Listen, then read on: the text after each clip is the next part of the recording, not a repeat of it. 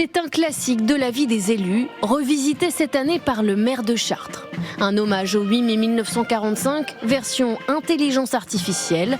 Le résultat, un texte cohérent. Le jour J est le nom donné au débarquement des forces alliées en Normandie. Mais pas franchement poignant. La commémoration de cet anniversaire est également importante pour rappeler l'importance de la paix dans le monde. C'est News, il est 8h30. Voilà, Gauthier Lebret qui est tombé en arrivant sur le plateau. Il se relève, tout va bien. Visiblement, tout va bien. J'ai eu peur, mais ça va. On se dit tout, hein. Ça se passe derrière la caméra, mais j'ai eu une certaine frayeur. Allez, entrez Gauthier, et Georges Fenech est avec nous également. Voilà, c'est le direct. Le maire, empêché d'écrire à cause d'un bras cassé, a lui trouvé ChatGPT parfait pour sa 22e cérémonie du 8 mai. Moi, j'utilise un peu ChatGPT, je dis c'est l'occasion, et j'ai vu quelque chose de satisfaisant. Il y a des mots qui reviennent trop souvent, et j'ai voulu le laisser suffisamment brut pour montrer que c'était une fabrication qui n'était pas humaine. Alors j'espère que vous n'aurez jamais à aller aux urgences à Lyon où les infirmières sont plutôt occupées à danser sur TikTok qu'à soigner les patients.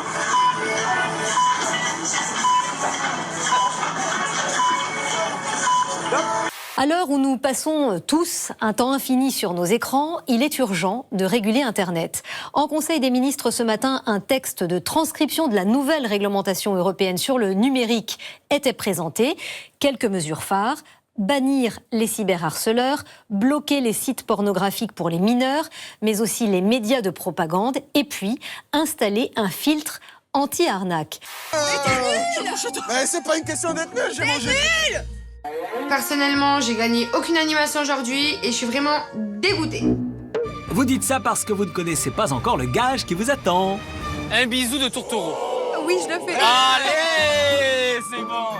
On est en direct de Pointe-à-Pitre. C'est ça, oui. Bonjour. C'est exact. Mais c'est pas vrai, quel plaisir. J'ai envie de vous demander quel temps fait-il, mais vu votre bronzage et votre coupe de cheveux, je suis un peu énervé, madame. Alors là, Loïc, vous êtes en Bretagne aujourd'hui. Pourquoi? À Saint-Seine-l'Abbaye exactement. On va... Côte d'Or, pardon. Non, je ne suis pas en Bretagne. En Bourgogne, en Bourgogne. C'est pas parce qu'il pleut que c'est la Bretagne. Donc c'est donc la Bourgogne. Mais on a un petit crachin breton, j'avoue. Oui, je vois ça. Donc on va pas cueillir les escargots d'ailleurs, je vais aujourd'hui prendre avec le parapluie, les amis. Oui, allez-y. Vous allez nous parler de l'ail. C'est parfait. Donc on va parler de l'ail des ours. Sous la pluie, c'est pas facile, mon pauvre Loïc. Allez-y, sortez, madame. Là, on est en direct de Pointe-à-Pitre. Non, non. Ah non. Ah non. Ah non. Pas possible, hein. Non. Non. Je suis désolée. Au revoir, madame. Le succès, la chanteuse américaine Taylor Swift le connaît déjà. En témoignent les milliers de personnes venues voir son concert à Nashville aux États-Unis. Mais la pluie s'est également invitée. Des précipitations importantes qui n'ont pourtant pas empêché l'artiste de continuer son show. Quoi de mieux qu'une averse pour terminer en beauté sur son titre Midnight Rain, comprenez pluie de minuit. Vous aimez savoir ce qui se passe chez moi? Rassurez-vous, la police a retrouvé l'homme qui avait perdu un billet de 50 €. Alors oui, on a pris un peu de retard sur d'autres enquêtes. Cette affaire de drogue au port d'Anvers, l'islamisme à Molenbeek ou les tueries du Brabant, mais on a retrouvé le type qui avait perdu son billet de 50 €. On peut pas être sur tous les dossiers non plus. Chapeau à la police belge qui veille. Tandis que les Français affirment être de plus en plus économes et que 83% d'entre eux associent l'argent au plaisir, les personnes interrogées ont aussi répondu à une affirmation qui fait souvent débat. L'argent ne fait pas le bonheur. Et selon le sondage de l'IFOP, 62% des Français seraient d'accord avec cette fameuse expression, une donnée contestée par d'autres personnes. Ça, c'est vraiment un discours de riche. On peut pas en dire autant de la police péruvienne. Excusez-moi, mais là, ils sont sur le dos. Parce qu'il y a des gens qui ont dérobé pour 12 000 € de basket, mais seulement des pieds droits. Alors, évidemment, dans cette affaire, quelque chose cloche. On ne sait pas. Oui, à mon avis, c'est ça. C'est le gang des cul-de-jatte qui doit être recherché. Le problème, le taillage. Le taillage du champignon, il est beaucoup plus chunky, comme ça. Tac, tac. Chunky. Ça veut dire un peu freestyle. Un peu, tu vois... Chunky, ça veut dire freestyle. Non, ça veut pas dire ça, ça veut dire un peu... Non? Freestyle. Non, mais ça veut dire pas... Chunky. Un peu... Tout life.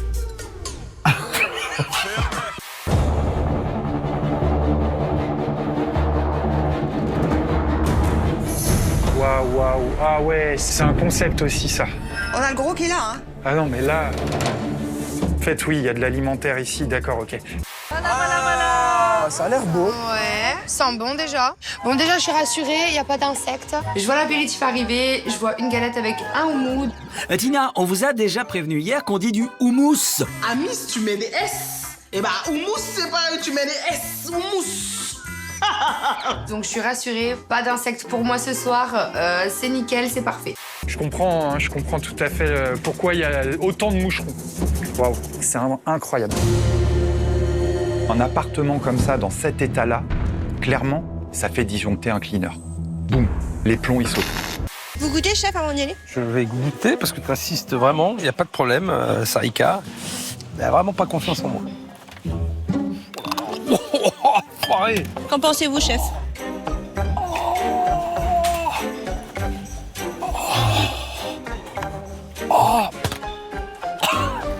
Je suis cramé là, j'ai le palais cramé là, à goûter tes trucs. Allez, c'est parti, joue. Mamma mia. Pardon. Oui, ferme. Ok. Je suis désolé. Pardon, je suis désolé. Arman Soldin prenait la pose en souriant dans une tranchée, c'était il y a quelques semaines. Il aimait dire qu'avec sa caméra, il racontait des histoires. Il était passionné par l'information et a multiplié les reportages depuis le début de cette guerre en Ukraine. Hier après-midi, le jeune homme de 32 ans a trouvé la mort sous une pluie de roquettes près de Bakhmout.